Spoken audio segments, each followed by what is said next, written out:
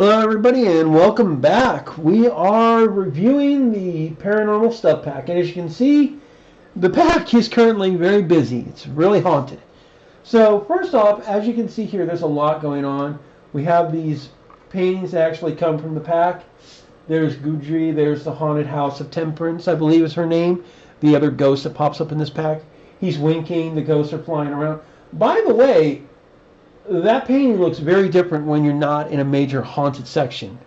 So these actually do react to, a haunted house, which is pretty cool. So they're actually quite a bit. Now those are the only two I actually have right now. I'm sorry to say. So yeah, sorry.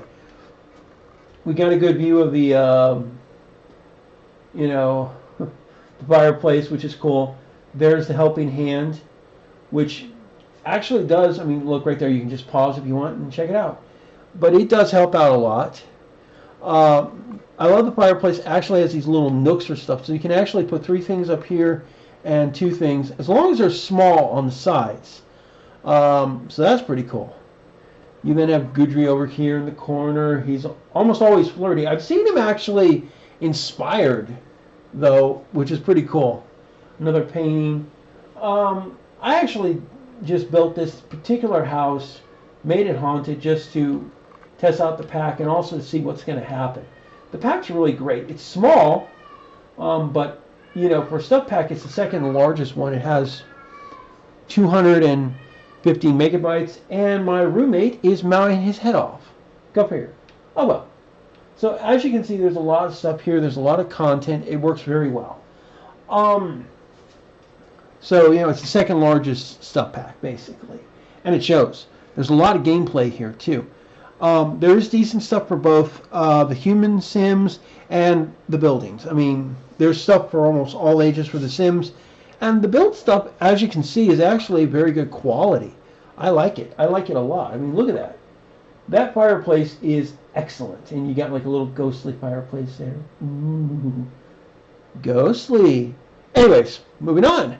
So the pack has been tested, in my opinion. I've been doing a week with this, but I've also, detoxed and play a bunch of other games too, which has helped. God, I needed that. But at the same time, I've also been doing other work too. So I've been lucky if I've gotten to mess around with this pack and stuff from this pack at all times. And work has been hectic. We've been busy thanks to all this rain here in Vegas. For my job, that does affect us, and we have to be cautious. Otherwise, we could be shut down and have to do repairs on stuff. So, go figure. Anyhow, the pack is great. So, one thing I did, my first check was to see, can any sim basically use the seance table? And the good news is, yes, we actually can. I've tested it from everything from the 4 major occults, a normal sim, a plant sim, the skeletons, and even ghosts. They all can use the seance table. They can all communicate. They can all do that good stuff. So that's the good news. The next thing is that, yes, spellcasters are going to be able to do all this stuff. Now, as you'll see, Lilith is here. Lilith, I actually cured her of vampirism, and I made her a spellcaster for this playthrough, and she will be going into a sort of stuff I'm doing for a later upload to the gallery. So she's getting a lot of work on, and she's already a max medium. She's actually getting pretty high in the spellcaster department. I'm just having fun with her, and as you can see here, we got a lot of options when you max out the skill. You can do group seance. There's actual magic interactions, commune with the departed. You can use that anytime, by the way. This is cool. The ghastly ritual. You literally do become a ghost. And she actually, even in this playthrough, has been a ghost. And she has walked around. Now, it's temporary. You are going to turn back, so that's good. Invoking the dead, that will actually bring a ghost to your home, besides Gudri. So that's pretty good. The performing the seance, performed ceremony. Sorry, I can't even pronounce it right now. That's important. That will actually determine how good your time in this house is. And by the way, that is important. Since the vulnerability or vitality or whatever the hell you want to call it. Yes, that's important too. And of course, Bone Hilda. All right. Before we get into any other stuff, let's talk about your three characters that do come with this pack. You have Gudry. You have the other ghost, the one who in the little thing says, "Ah, she's coming, she's coming." That's, I believe her name's Temperance. She's actually a pretty cool design, but she is a royal pain in the butt to deal with. She's making cursed items pop up all over the place, and any cursed item that pops up, your butt is in trouble. I've already taken out one right before I made this video. Then there's, of course, Gudry. He pops up. He's the guide. And I love how whenever they introduce these little things, they're doing it on like a tarot card kind of thing. So that's pretty cool. Then there's Bonehilda. Yes, I know she doesn't have her coffin. I am sorry. But you at least get to summon her through the table once you reach rank 3. The cool thing is that she can actually become a romantic interest. And yes, she actually can have kids. She's the only skeleton I know that has a skill. And she acts like just a normal maid. She's a lot of fun. And I've actually noticed that the skull we see in the picture for this pack, you know, Gudry, the others, the little seance table, that's actually Bonehilda in there. That is actually Bonehilda. I noticed because she had the little maid hat on. It's really hard to see sometimes, but I got to see it. And take a look there. So yeah, Bonehilda can actually have kids. And that's why you're actually seeing sometimes in the gallery a pregnant Bonehilda popping up. I just put in Bonehilda, and like I got 3 of them, and I got like 2 other Bonehildas, and then I got somebody created a couple of Bonehildas. So that's pretty cool. So there's a lot of work that went into this. And as you can see from the hands and stuff in the seance table, there is a lot of stuff that affects the gameplay. And that's just what you have control over that you can put in the environment. As you progress and as you deal with the ghosts in the haunted house and you get the license, you'll actually interact with the spirits more. And this is where some cool things happen. First of all, if you can get a spirit to like you and you can also gift them with gifts, you'll get gifted gifts. For example, I actually got 2 things. One was a soul soup and the other was a soul drink. And when I had my sim just for curiosity, scientific curiosity, drink them, guess what? They got some unique skill sets. Lilith actually had not started the singing career, and she suddenly jumped to level 3 singing capacity. That's how good that is. Another playthrough, I got a totem that will actually keep temperance away. God, I wish I had this in this playthrough, just to keep her away from some stuff. Oh God, I wish I'd had that. But it does pop up in another playthrough, and quite a few other things, and it's been pretty cool. But I've had to deal with the vines, the slime, the hands. Oh my God, these weird like flower pentagram circle things. I mean, there's been a lot. And the dolls. Oh God, the dolls. They actually occasionally will be followed by a baby cry. That is not a joke. That's from the trailer. The lights do flicker and go on. And I had one time so bad, until like 6 o'clock in the morning, the ghosts killed my power. That was how serious it was. Now, I've encountered the 3 types that they showed in the trailer. The red, the angry, the really pissed off spirits. They can still be kind of fun to be around, as long as it doesn't get out of control. The sad spirits, they can actually be a little fun, but they're sad, and your sim's going to pay for that. And then the happy spirits. And the happy spirits are a lot of fun. I really like that. The only thing I haven't seen yet is the ghost in a jar. I really want a ghost in a jar, for crying out loud. So there is that. I think I have to go and do some of the, spiritual stuff to pull that off. But, it's really cool. I also encountered an additional yellow ghost who actually, as my character talked to him, a little bubble popped up and he was trying to hit on her. And he's like, yeah, I'll go on a date on you. Pops up during the Love Day festival thing. You know, the Love Day that pops up with seasons. So there was that. And yeah, that was insane. But it was so cool. He had like glasses on. He had a name. I forget what the name is. God, I wish I could remember. So there's so much going on. The other thing is, and I do want to point this out here, so we're going to pop up real quick on a few things in the rewards store. All right, focused, thank God. Um, because there is more pack integration that I didn't even know about. Come on, where are you guys? Come on. There we go. Sacred candles. They're not that expensive, but guess what? You can get them here from this, or if you can get the right materials from the ghosts, you can actually craft them with the candle thing from Eco Lifestyle. So that is pretty cool. And yes, those do help considerably.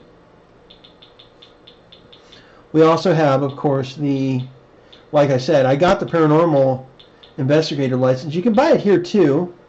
It's only $3,000. Now, the good news is I got it from Goodry. I had already had my character max out the medium skill. So you can save 3,000 of those points. The last one that's been added is right here, Brave. And yes, this one, unfortunately, I did have to buy, but it has actually helped out. My character hasn't gone as many times to hide under her covers and shake. But she does still get terrified. In fact, she has one of the moodlets right now. You can just barely make it out. This does help. You'll also notice that she doesn't have that much. She only has about 3,645. Not bad. So there's that. Now the cool thing here is, see, look at that, goosebumps. And then we have this tense something in right from being near a haunted painting. Great. So even the paintings are haunted. Oh, this just keeps getting better. I got to see what else is probably going to be affected. There's, of course, a mirror and stuff. So there is a lot of integration and stuff. So it's really cool. So this has helped out a lot. There's been so much going on. And believe it or not, a ghost night even popped up recently, and I got to go with it. Now, here's the cool thing. In case you're wondering, especially with just how expensive Brave was and stuff in terms of satisfaction points, there is a little advantage here. Both with the jobs, the freelance career once you have a license, and you have 3 tiers of activity. And I am going to do one of these jobs just for the hell of it. But right now, I just want to really build up this particular character a little, which is hard work. And I like to actually play and do it. But the cool thing is that every night that you successfully survive and live in this house that's haunted, your house, your lot, you will gain satisfaction points. In fact, it's about 250 satisfaction points a night. So all you have to do is think about just how much that actually is, and you suddenly realize that adds up. I mean, just 4 nights, that's 1,000 points. And I think you can sometimes even get a little extra too. I took down one of the dolls, and it wasn't even 6 a.m. because that's usually when they all pop up. And boom, I had an extra 500 satisfaction points delivered. Again, no holiday was on, no nothing. It just popped up. And it gives you an idea. Now, I do want to stress one thing, though, that did piss me off, and that is that the seance table here is not as available as I would like. It's actually located in the miscellaneous stuff in the main directory of the pack, you know, in build mode, and is not available anywhere else. There's one other table that looks like this one. It's called something the Table of Rage. You can put the seance chairs, you can put the crystal ball, and it's just a table. I'm sorry. The good news is you can take those seance chairs away, and you can put any other chair that will be set up to that, even those little vampire chairs right there, and they're purple. Yes, they are purple. I'm sorry. And the seance system will work. You can even just put 2 chairs. So there's a lot going on here. So there's a lot. The helping hand has functions. And remember that there's a lot of extra stuff, both reward and curse items you can get throughout your play. And I'm so looking forward to seeing just what is all here. This pack is definitely worth $10, and I do think there could be more stuff coming to it. This pack has just been so much fun. Nifty Knitting had such great things in it, plus build items. And this pack has some good build items. Plus, the clothing, the hair has also been killer for some of my characters. In Lilith's case, I've kept her pretty the same, but what I've done is I've actually altered a few things here and there. She has, first of all, as you can see right here, a Snowy Escape watch on. I've actually given her the vampire skull stockings and stuff. I've given her a little different of a look in a few places without too badly altering her design. So it's pretty cool. And the table does come in other colors, and you can also get the crystal ball by itself, so you can actually choose color schemes. So it's pretty cool. Unfortunately, I don't remember if there was any purple ones. You know, I'm trying to keep to that purple theme.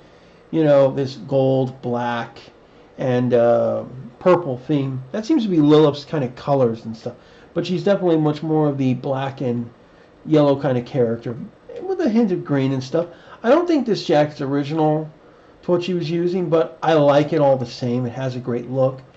And she's a spellcaster in this one. I also still have the human version of her, and I might actually just do a video and also a little group of all the Liliths from all different sim worlds come together. Human, spellcaster, vampire, mermaid. The only one I won't be able to do is an alien. That's the only thing she can't become. But at least in spellcaster and vampire, you can become a normal sim again. So I get to at least have her be a vampire and a spellcaster as well. And it's actually been pretty good.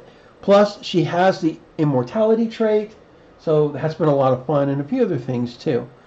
Again, if you have the money, I really do recommend this pack.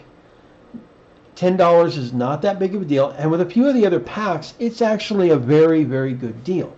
It's very good. I highly recommend it, and it is worth the price of admission. Plus, the houses that people are going to make now for the haunted house lots are going to be great. And it's just going to be fun. I've already put one in. In fact, let's take a look. This was created by somebody. I don't think this was Dr. Ashley, but this house is really nice. And even I'm like going, okay, how do I make this? Because this is just too good. I mean, this is a nice house. It's on a 30 by 20 lot. It's got a nice set of stuff. My only concern is like, oh man. Oh yeah, sorry, I'm not on that lot. But you can actually go through the window and you can see a lot of detail inside. And there is. It's actually a pretty nice house. The seance room is actually a black seance room too. That's pretty cool. There's a lot of content.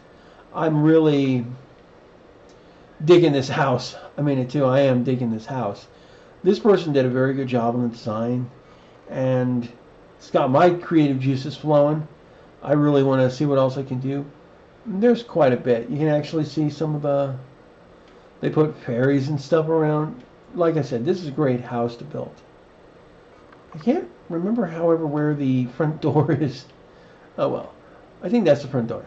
And check it out. You've got one up on this little area. There's no way to walk in there, which is kind of a shame for me. But it's still pretty fun. So there's a lot to take in. It's a nice lot.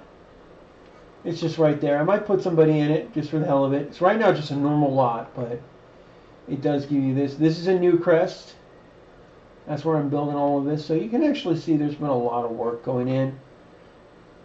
And I've even seen the ghosts scare the living crap out of other characters. Just to give you an idea, there was a vampire that was coming over to visit me on another of my lots. I believe this one was in Forgotten Hollow.